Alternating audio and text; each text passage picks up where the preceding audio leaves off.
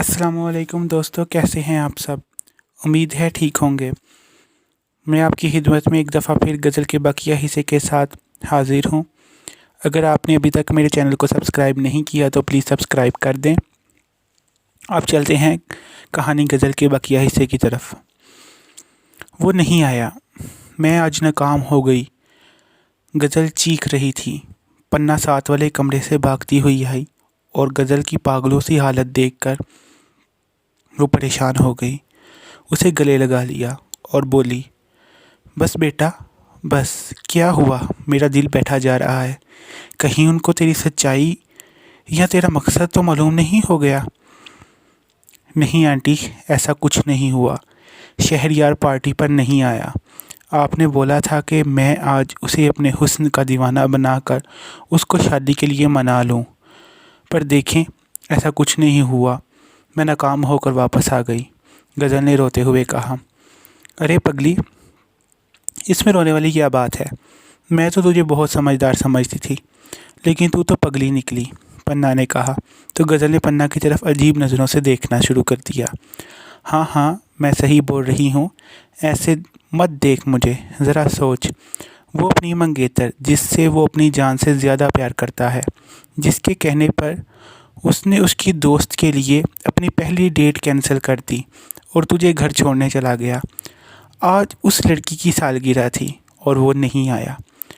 और जिसे वो जानता ही नहीं, जो उसके लिए अनजान है, उससे मिलने के लिए उसके घर आ जाता है और बहाने बनाता है कि वो किसी तरह वो उससे मिल ले, यानी कि तुझसे मिल ले। तो बता, कौन जीती है और कौन हारी है? तेरी आँखों का ये कमाल है तो तेरे हुस्न का क्या कमाल होगा? वो खुशबू को भूल चुका है, पन्ना ने मस्ती भरे लहजे में कहा।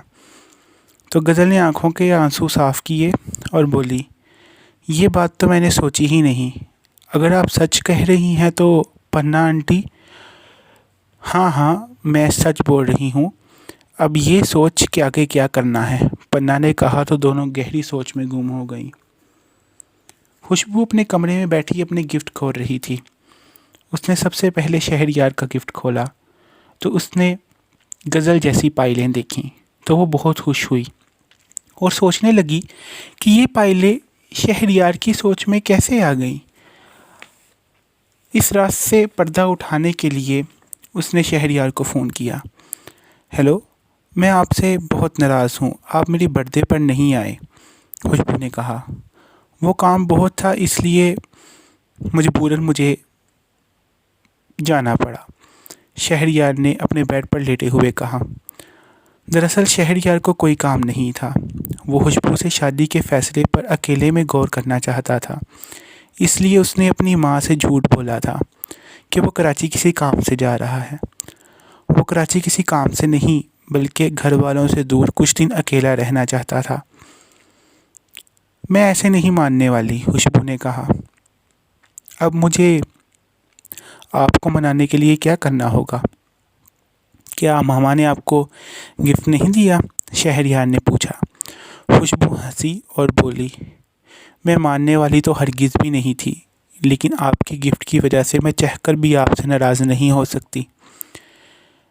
लेकिन आपको ये पायलें देने का आइडिया कैसे आया? मतलब इतना प्यारा तोहफ़ा और इतना अजीब, यानी कि आपको कैसे पता मैं पायलें पहनना चाहती थी? शहरयार बेड से उठा और सोचने लगा कि सच बताकर आज गज़ल का नंबर थैंक यू बोलने के बहाने से खुशबू से ले लिया जाए। और बोला, तुम्हारी दोस्त गज़ल की वजह से मुझे समझ नहीं आ रही थी कि मैं तुम्हें क्या गिफ्ट दूँ। फिर मैंने गज़ल से मदद ली। उसने बताया कि तुम्हें उसकी पायलें बहुत पसंद हैं और इसी तरह की पायलें मैं तुम्हें गिफ्ट कर दूँ। तो मैंने उसकी बात पर अमल किया और तुम्हें गिफ्ट दे दिया। खुशबू बहुत खुश हुई और बोली, गज़ल बहुत अच्छी है और देखे ना, इतने कम वक्त में मेरी बेस्ट फ्रेंड बन गई है। मेरी पसंद और नापसंद सबका पता है उसे। शहरयार ये सब सुन रहा था और बोला, अगर तुम मुझे इनका नंबर दे दो, यानी गज़ल का नंबर दे दो, तो मैं खुद उन्हें कॉल करके शुक्रिया अदा करना चाहूँगा कि उसकी वजह से मेरी मंगेतर बहुत खुश हुई है।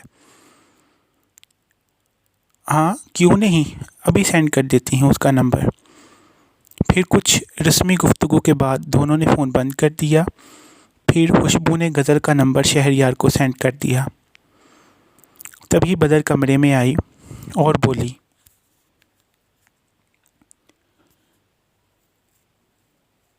इतनी बोल्ड और बेहया लड़की, बेशर्म लड़की को दोस्त बनाने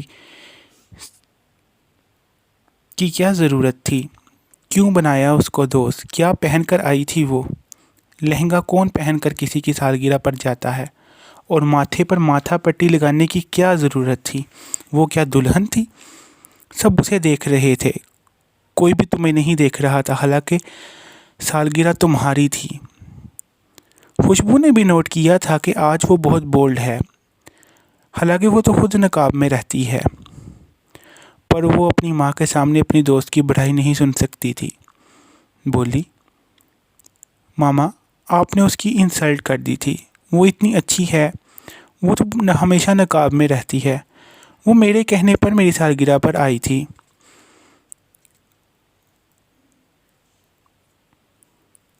और हाँ, मुझे जो शर्मिंदा किया था उसने साइमा के सामने, उसका क्या? बदर ने कहा। खुशबू चुप रही। फिर बदर बोली, साइमा के शौहर यूसुफ अगले महीने की 15 तारीख को पाकिस्तान आ रहे हैं और उसके आते ही वो शहरयार की शादी करना चाहती हैं और मैंने उनको तारीख बता दी है। 16 तारीख से शादी की रस्में शुरू हो जाएंगी और शादी की तैयारियों में सिर्फ 15 दिन ही रह गए हैं, तो अब से तुम शादी की तैयारियां करो। खुशबू खुश हो गई कि सिर्फ 15 दिनों में ही उसकी शादी है। फिर बदर ने खुशबू को प्यार से देखा और बोली, तुम 15 दिन बाद पराई हो जाओगी। कल को मेरी गोद में खेलने वाली मुझको छोड़कर दूसरे घर में चली जाएगी। सुहागन का लाड़ जोड़ा पहनकर तुम कितनी खूबसूरत लगोगी। तुम कब इतनी बड़ी हो गई? बदर दुखी हो गई थी और दुखी लहजे में बातें करती जा रही थी। खुशबू भी दुखी हो गई। अब जब बुलाएंगी मैं आपके पास आ जाऊंगी, खुशबू ने कहा। बदर मुस्कुराई और उसकी नज़र गज़ल के दिए हुए गिफ्ट पर पड़ी। ये गिफ्ट देकर गई है वो बेहया लड़की, बदर ने कहा। मामा आप भी ना क्या बोले जा रही हैं, वो मेरी दोस्त है। हाँ यही देकर गई है, खुशबू ने कहा। खोल इसको और मुझे दिखा क्या देकर गई है, बदर ने कहा। तो खुशबू ने गिफ्ट खोला, जिसे देखते ही बदर की चीख निकल गई। तो दोस्तों कैसे लगी ये आज की एपिसोड आपको? कमेंट करके ज़रूर बताइएगा।